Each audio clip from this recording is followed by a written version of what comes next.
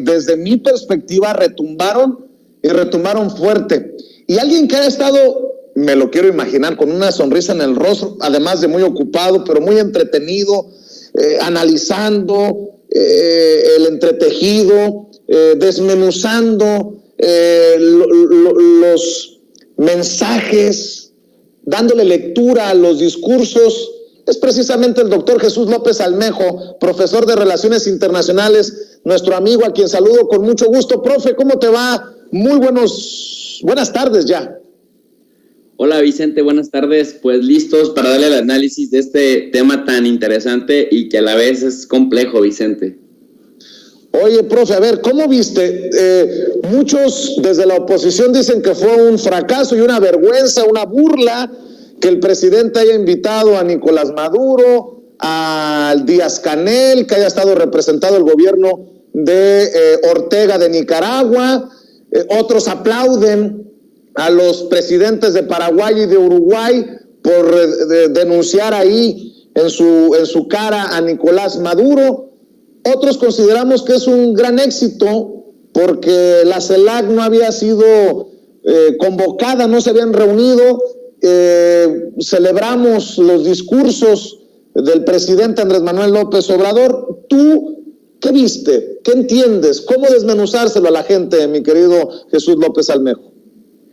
Pues mira, primero hablando de lo interno y de la interpretación que la oposición mexicana hace, me parece que hacen el ridículo, y hacen el ridículo, Vicente, porque siguen sin entender que mientras sean una oposición que abiertamente desacrediten todo lo que hace el presidente López Obrador, que por cierto tiene un 73% de aprobación, es decir, que poco más de 7 personas de 10, a pesar de la guerra de calumnias, de los ataques en los medios tradicionales principalmente, que están convertidos en un verdadero partido político o ya quisieran sumarse a un verdadero partido político opositor, pues no han mermado para nada la popularidad del presidente, Vicente, y por más que se aferran, por más que lo intentan, recurriendo a todo tipo de estrategias, incluidas las supuestas críticas de congresistas estadounidenses o de funcionarios de Europa o de activistas de Sudamérica, pues prácticamente lo que vemos es que la gente en México ve dos proyectos como el presidente López Obrador lo había anunciado hace 20 años. Un proyecto que busca nuevamente enredos cupulares y privilegios cupulares para unos cuantos, para empresarios, para cierta población de la élite mexicana. Y lo que vemos en estos partidos que siempre negaron que se iban a unir, el PRI, el PAN y después el PRD sirviéndoles de tapete, pues es que sí había dos proyectos y en uno de ellos estaban ellos y en otro estaba el proyecto que encabeza el presidente López Obrador. Entonces, digamos que se le pinta una raya más al tigre, Vicente, en cuanto a que a la oposición haga lo que haga el presidente López Obrador, siempre le van a criticar. Y mira, para muestra, más allá de lo que vimos en el contexto de la independencia, el grito de la independencia con el presidente de Cuba, más allá de lo que vimos en la CELAC, pues para muestra basta el botón. Marcelo Ebrard y Tatiana Cloutier en la Casa Blanca siendo recibidos al más alto nivel por Kamala Harris, por Anthony Blinken y por Mayorkas, y como ya no pudieron decir nada más, pues dijeron el vestido de Tatiana Cloutier, qué pena, qué vergüenza. Es decir, pasan de lo pintoresco a lo caricaturesco y a lo ridículo, en el sentido de que ellos conciben la política de los años 50 macartista, simplista e infantilista, de blanco o negro, y todo lo que no esté dentro de su esfera de influencia y de control lo pintan como negro. Y bueno, pues la sociedad ya avanzó y la sociedad ve que hay una oposición mezquina en México, corrupta, además que protege a corruptos, que prácticamente no tiene idea de cómo presentar un proyecto alternativo al de la 4T. Y por otro lado, pues sí, señalar que el presidente López Obrador, me parece, y esto lo tengo que decir claro, juega con fuego en Estados Unidos, porque me parece que también ha hecho una interpretación correcta, que algo pudiera salir mal sin duda, pero ha hecho una interpretación correcta que los panistas y los priistas no lograron hacer de tiempos atrás. Y la interpretación es que en este momento Estados Unidos está extremadamente dividido entre los demócratas y los republicanos. Y tanto a demócratas como a republicanos, en un contexto en el que China está emergiendo como una superpotencia económica y también militar, pero sobre todo económica, porque en este momento China es más representativo en lo económico que en lo militar, sin que lo militar, que es la segunda potencia mundial que más invierte dinero en su proyección militar, sea más importante, ¿no? Entonces, ya no tienes una hegemonía monopólica, es decir, que solamente es Estados Unidos y ya no hay quien le haga contrapeso. Entonces, el presidente experimenta, si te fijas, en diversos niveles. Experimenta en el plano bilateral y parte de que tiene una oposición muy dividida, parte de que tiene acá en México un apoyo bastante grande, muchísimo mayor que cuando llegó a la presidencia y que lo va a reafirmar en marzo del 2022. En la relación bilateral observa, porque además hay dos personajes que conocen muy bien de la política en Washington. Uno es Lázaro Cárdenas Battel, su jefe de asesores o de gabinete, y luego también está Marcelo Ebrard, que también conoce la política en Washington. Entonces, la lectura que hay es que en Washington hay una fuerte ruptura política entre los núcleos duros del republicanismo y los núcleos duros del Partido Demócrata, y me parece que ahí es donde el presidente está metiéndose, está pues tratando de hacer lo que haría cualquier mandatario patriota, tratando de sacar el mejor provecho para México. Y en tercer lugar, pues que tiene una opción con cuál equilibrar y con cuál poder negociar, ¿no? Que es esa China emergente, porque fíjate qué interesante, a Joe Biden el presidente López Obrador le dice, necesitamos integrarnos económicamente, pero así una buena integración y no migajas que siempre nos han dado para competir contra China. Pero al mismo tiempo, el mensaje de ya no más OEA y ya no más Estados Unidos en un proyecto de integración latinoamericana y caribeña, que es prácticamente, Vicente, lo que decía la Declaración de Caracas en el año 2011, en el bicentenario de la lucha por la independencia hacia el camino de nuestros libertadores.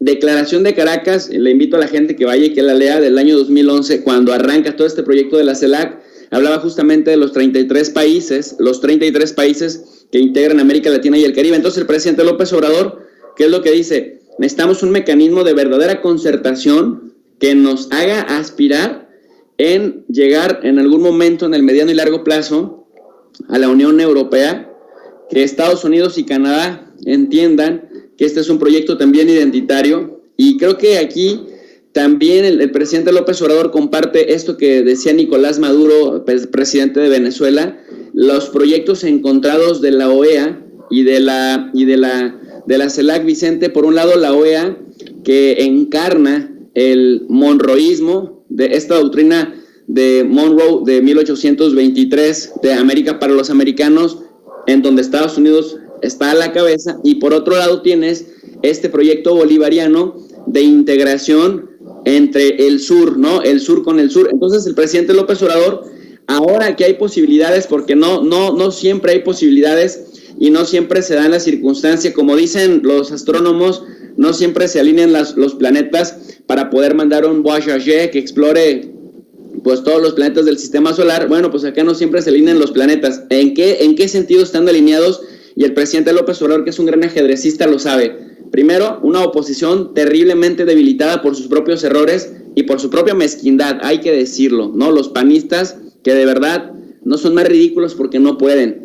Y en el caso internacional, en la relación bilateral, un Estados Unidos pues muy fragmentado también. Tú y yo lo sabemos, desde hace tiempo se viene dando esta fragmentación tremenda en lo interno, que cada vez pues hay posiciones cada vez potencialmente más abiertas. Y luego pues tenemos la emergencia, otro planetota que se alinea, la emergencia de una superpotencia económica que salió muy bien librada del COVID, de la pandemia, tanto en número de muertos como económicamente hablando, que es China, y un Estados Unidos que fue un desastre y que tiene casi el 40% de su población que ni quiere vacunarse, que no hizo caso de las medidas y que pues nos tiene de este lado del planeta sumidos en una crisis de salud que ya va para 2 años y que no vemos, a pesar de que de que ya se está entendiendo más el mecanismo de la enfermedad, cómo funciona. Entonces, pues el presidente López Obrador lo que hace, Vicente, es dar pasos estratégicos, que en la política internacional siempre se juega con fuego,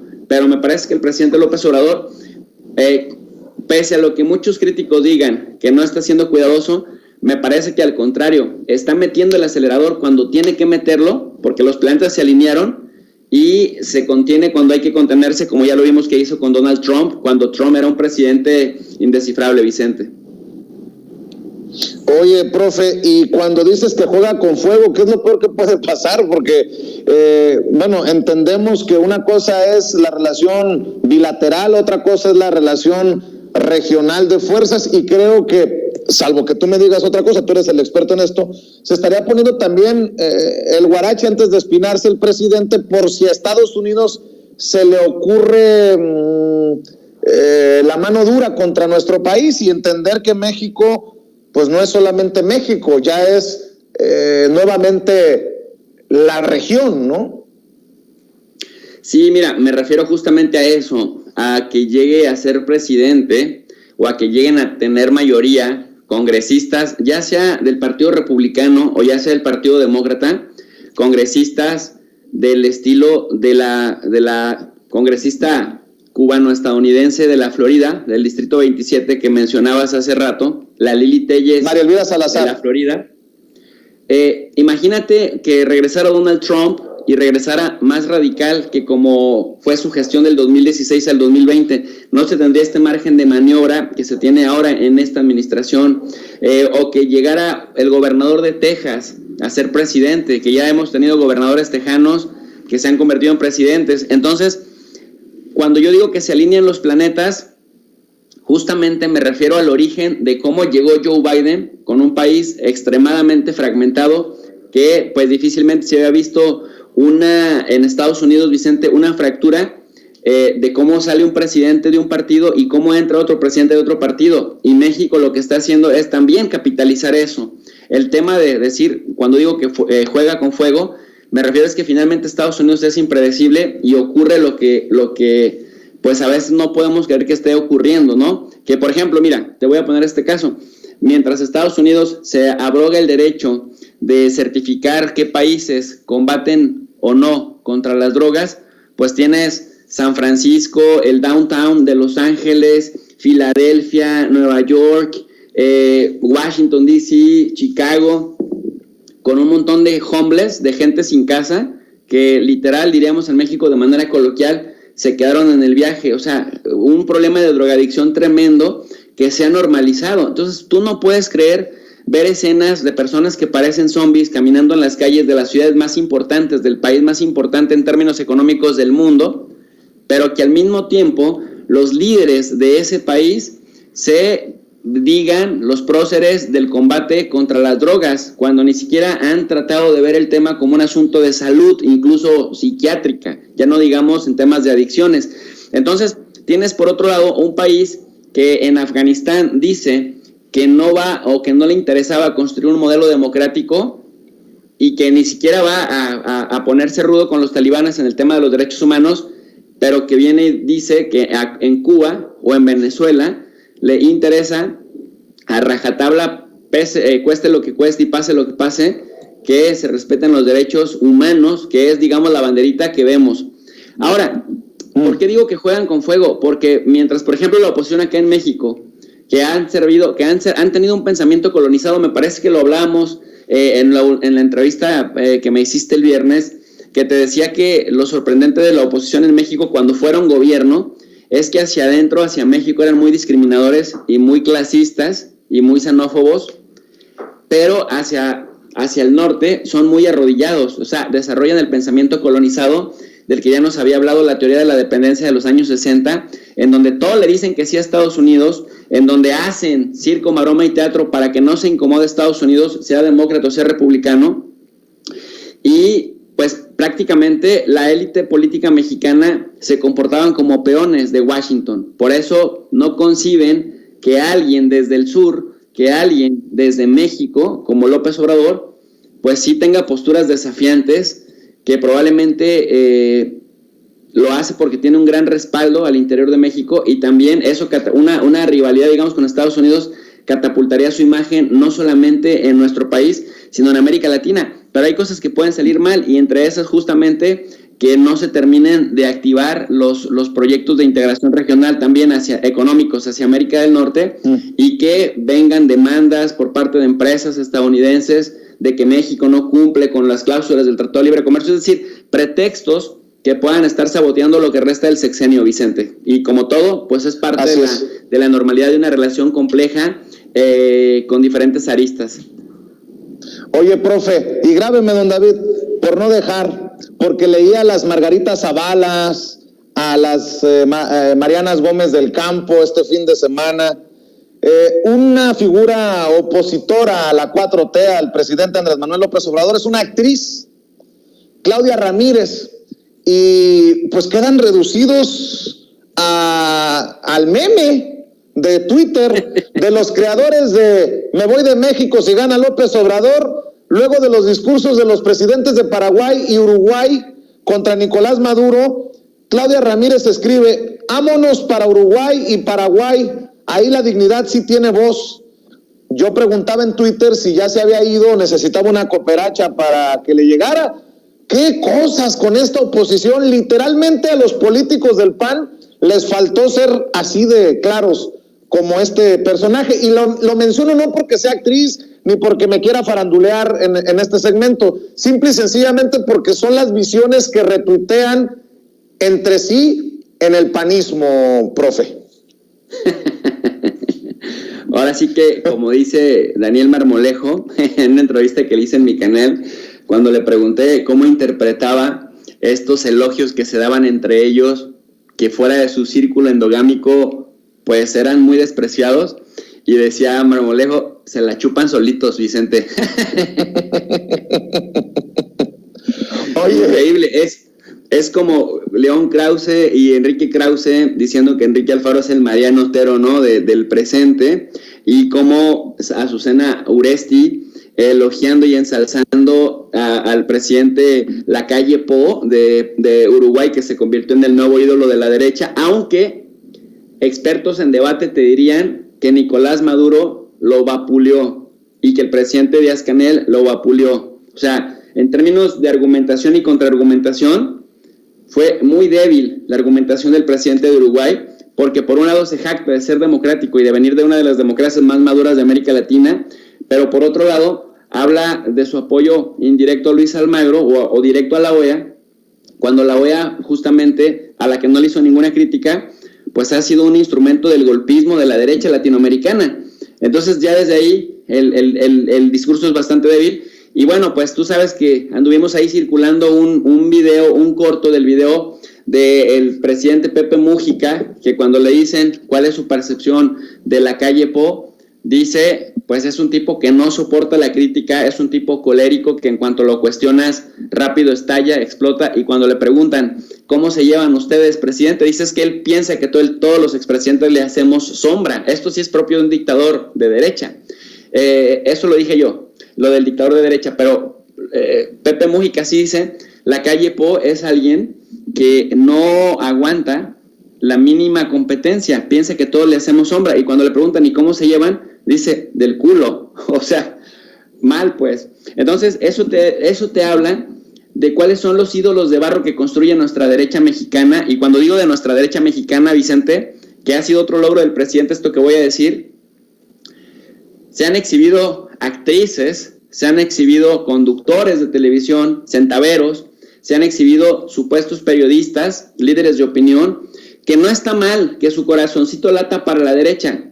Lo que sí está pésimo y pusilánime, que hayan navegado con banderitas de objetivos, que hayan navegado con banderitas de ecuánimes y terminan siendo exhibidos y autoexhibiéndose, Vicente, que son pues lacayos del dinero, lacayos del chayote y también prófugos del ácido fólico, querido Vicente. Y para ir cerrando, otra cosa que leí que me llamó mucho la atención, grábeme, don David, un tal Javier Tello, Javier con X, que se dice analista, asesor en políticas de salud, consultor en salud, experto en comunicaciones, conferencista y columnista, así se describe en su cuenta de Twitter, sacó lo racista y además es retuiteado por moneros como Alarcón, de la derecha, obviamente. Aparece en un extracto de su discurso Pedro Castillo, el presidente de Perú, con su sombrero. Y fíjate lo que escribe Javier Tello. Aunque no lo crean, este espécimen tiene un grado de educación, una maestría en psicología educativa y es profesor del Instituto Superior Pedagógico Octavio Mata Contreras. En serio, no me lo imagino dando clase o defendiendo o escribiendo su tesis de posgrado. Te puedo asegurar...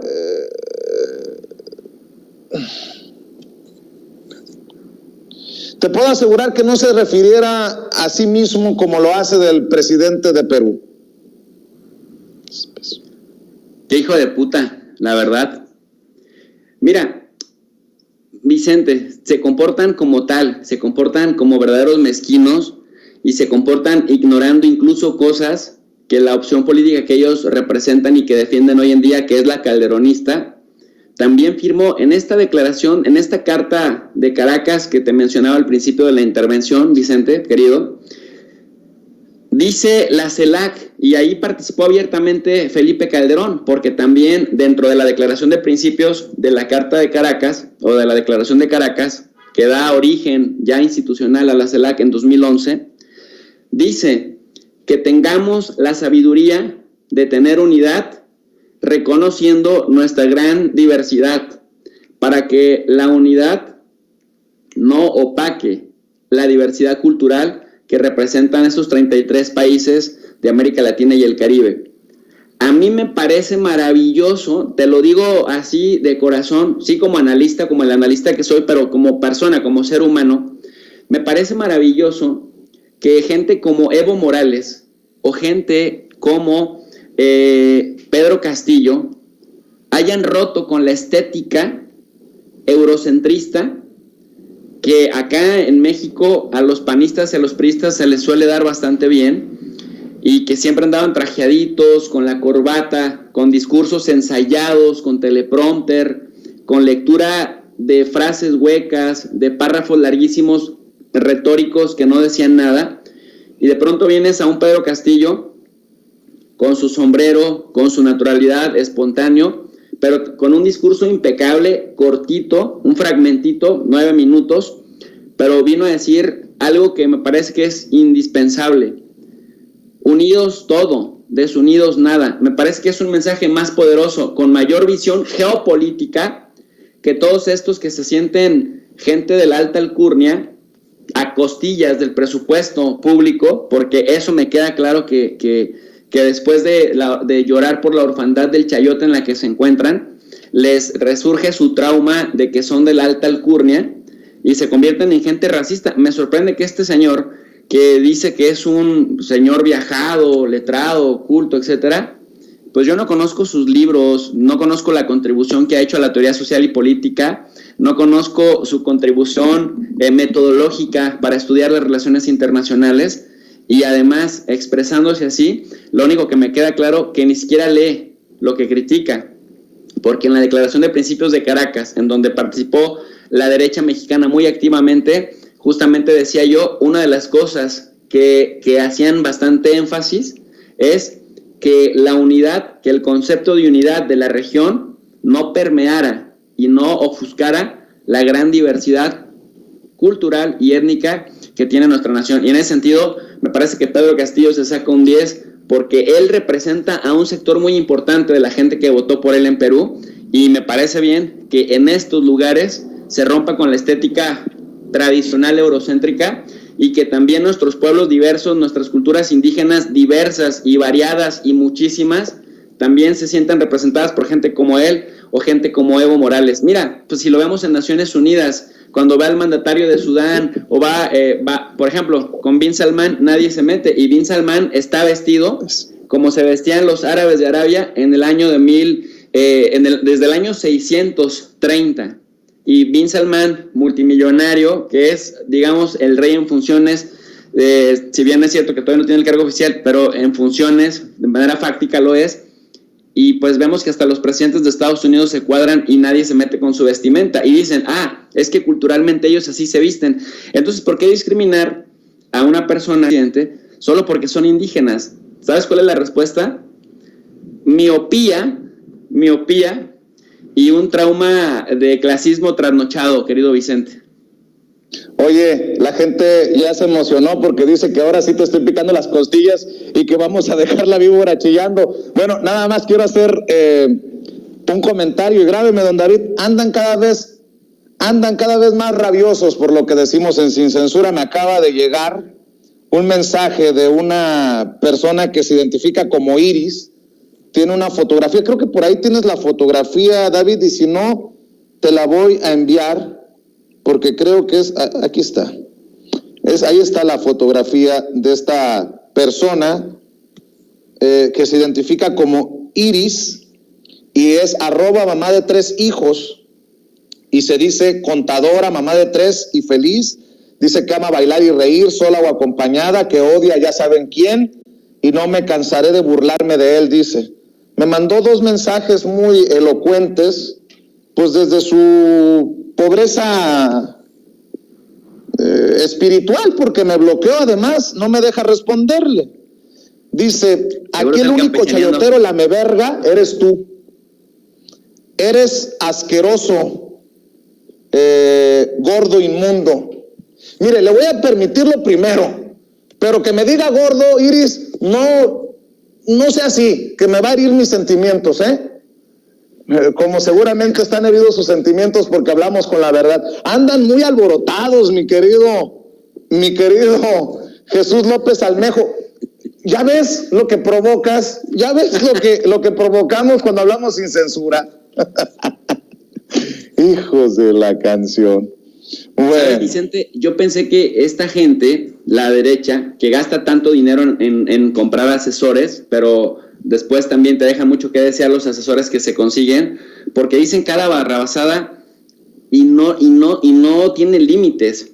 Es decir, si fueran más estratégicos, y quizá aquí les mando un poco de luz de por dónde está la ruta, ellos siguen creyendo que con las mentiras que repiten con su pandilla de medios, el Reforma, el Universal, el Heraldo, el Excelsior principalmente, que literal el Excelsior está convertido junto con el Reforma en 2 aparatos de propaganda goebbeliana muy claro, ¿no? Piensan que a base de repetir mentiras y que a pesar de que los cachan una y otra vez y quedan exhibidos, no se disculpan, no ponen fe de ratas, no presentan pruebas, todo es discrecional, alguien de la presidencia les dijo, un contacto de alto nivel de tal secretaría es el que les filtra la información, luego dicen, es que no podemos decir quiénes son nuestras fuentes, pero te das cuenta que, porque esto es bien importante, siempre el tiempo va a poner a cada quien en su lugar, y a estos diarios, que siempre tienen a alguien de confianza en presidencia o en alguna secretaría o alguien que supuestamente les filtra cosas, pero ellos nunca presentan evidencia,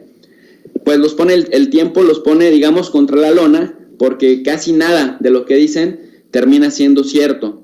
Pero estamos viendo que se convirtieron en los reyes del escándalo barato, del escándalo fácil. Algo que les funcionaba en otro modelo, querido amigo, en el 90, en los años 80, en donde teníamos, digamos, la gente, la opinión pública estaba secuestrada por las grandes televisoras, evasoras de impuestos, y por esta prensa que se dedicaba también a los que sí leían, que cada vez eran menos. Pero pues ahora tienen más competencia en las redes sociales, y en las redes sociales estamos exhibiendo, porque nos hemos convertido en el contrapeso, estamos exhibiendo, ya no digamos las mentiras, para que no se ofendan, Vicente, las inconsistencias argumentativas de la filosofía que defienden. Y cuando digo que creía que sus asesores, que les cuestan tantos miles de pesos, pues eran más inteligentes, eran más sensatos, pues vemos que cada rato se hacen harakiri, porque de verdad te lo digo, o sea, a mí me preocupa que haya una oposición tan baja, tan vulgar, tan corriente y tan miope, que no se dan cuenta que hay cosas que se tienen que hacer bajo una lógica racional del costo-beneficio, y estos están empecinados en tener la razón, aunque estén en caída libre y en un precipicio. Mira, te pongo un ejemplo concretito que los representa a todos ellos, medios y políticos. Silvano Aureoles, en caída libre, y él insistió en agarrar su banquito, sentarse en el Palacio Nacional, ir a Estados Unidos, anunciar que va a Europa, salir a dar un grito pregrabado. Y cuando tú ves si esto tiene alguna razón lógica de ser más allá de su propio blindaje personal, que dices, a ver, tiene sentido, la gente en Michoacán sí se siente, sí lo respalda, sí se siente mejor, sí le aplauden. No, o sea, hasta para la derecha, cosas que hacen otros miembros de la derecha son indefendibles. ¿Por qué? Pues porque no actúan bajo criterios racionales. Y este es uno de tantos, pero es uno de los casos paradigmáticos. Por eso lo señalo, querido Vicente. Así es, nada más para la señora Iris. Soy gordito, pero feliz. No soy mala persona. Ahora, nada más acláreme. Me dice gordo, pero no me dice de dónde. La estoy revisando y como diría José José, no la recuerdo. No vaya a ser que el sorullo sea mío. Pero bueno, saludos a todos los que nos aman, pero sobre todo a los que nos odian, pero que no dejan de ver Sin Censura. Y tu profe de RI, profe, ¿por qué no cerramos en este segmento tan sabroso? Hombre, carajo, nos pudimos haber quedado todo el día, mi querido profe, platicando contigo. ¿Por qué no cerramos invitando a la gente para que siga viendo el análisis y la desmenuzada que haces de las noticias más importantes en tu canal? Muchas gracias, querido Vicente. Pues invito a toda la gente, a todos los amantes de las relaciones internacionales, a quienes les interesa saber cómo se organiza el mundo y cómo las decisiones que se toman en el extranjero nos impactan en nuestra vida cotidiana, pues vayan a este canal de Relaciones Internacionales y Geopolítica de tu profe de RI. RI significa Relaciones Internacionales, y como se hace en la universidad, damos clases gratuitas de organismos internacionales, de geopolítica, de relaciones internacionales, analizamos todos los escenarios regionales, y siempre con el plus, Vicente, les ponemos en la descripción de cada video una lectura gratuita en formato PDF de las mejores editoriales, en español, por supuesto, para que la gente vaya haciendo su propia biblioteca digital de manera gratuita, porque creemos que la verdadera transformación, la que dura, la permanente, de mediano y largo plazo, es la reforma educativa, pero educativa en la mente de la gente. O sea, la gente que se educa es la que verdaderamente se transforma, y en ese sentido queremos poner un granito de arena. Educación gratuita, educación universitaria gratuita para todo el mundo, acompañado de lecturas académicas reconocidas a nivel internacional, completamente gratis, porque queremos que el único requisito para poder aprender, pues sea querer aprender. En el canal de tu profe de RI, ahí vamos pianito, pero ya vamos armando una masa crítica de gente que cada vez que se me olvida poner una lectura me reclaman, y eso es señal de que la gente también está leyendo, más allá de escuchar nuestras clases que las damos a las 4:30 de la tarde y a las 10:30 de la noche en el Club de los Desvelados, en donde pues tenemos una muy buena interacción para pues analizar las relaciones internacionales, Vicente. Gracias por el espacio, y pues invitados todos al canal de tu profe de RI. Yo te mando un abrazo y te agradezco siempre tu generoso detalle de acompañarnos extensamente en Sin Censura. Te mando un abrazo, profe, estamos al pendiente. Abrazo fuerte, bonito día. Gracias, el profe de RI, Jesús López Almejo, ya está más puesto que un calcetín, porque como lo he visto tirar madrazos este fin de semana a Tito Zurita, el más activo de nuestros amigos tuiteros. ¿Cómo estás, Tito? Te mando un abrazo. ¿Cómo te ha ido? Hola, ¿qué tal? Muy buen día. Bueno, tardes allá, ¿verdad? Aquí todavía